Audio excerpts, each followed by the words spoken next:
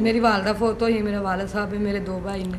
मेरी कोई इजाज़त नहीं, मैनू मार कुट के ज़बरदस्ती इत्थों चले गया। बहुत जुल्म ज़्यादती मेरे नाल होई। अगर मैनू मीडिया ने इंसाफ भी नहीं देना, हुकूमत ने इंसाफ भी मैनू नहीं देना, तो फिर मैनू जिंदा रहने का कोई हक नहीं है। अगर मेरे नाल इस तरह ही होना, मैं अपने बच्चे लैने ने तो मैं खुदकुशी कर लैनी, या मैं गोलियां खा के मर जावांगी या मैं ट्रेन के थले आ जावांगी। हुकूमत का कसूर है, हुकूमत ना पैसा देंदी तो अज इंज ना होना।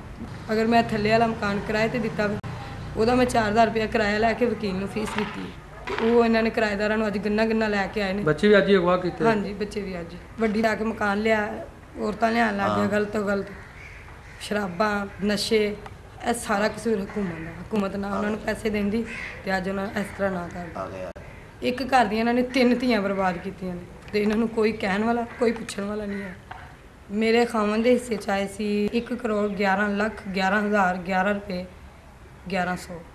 नहीं नहीं हम डाल लेने मोबाइल नंबर तौर पे कॉल कर लेनी सानू भी वो मैं ना छतरौल फराना इन्होंने आपकी दिल पैसे बाकी आज मेरे को इन्ना भी नहीं है कि मैं बच्चों दूं या आपने कुछ खा सकां।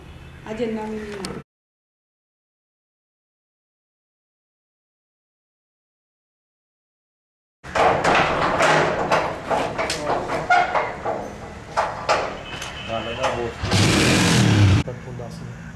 एक कुछ दरखास्त है सब के नाम के दिन भी मेरे समान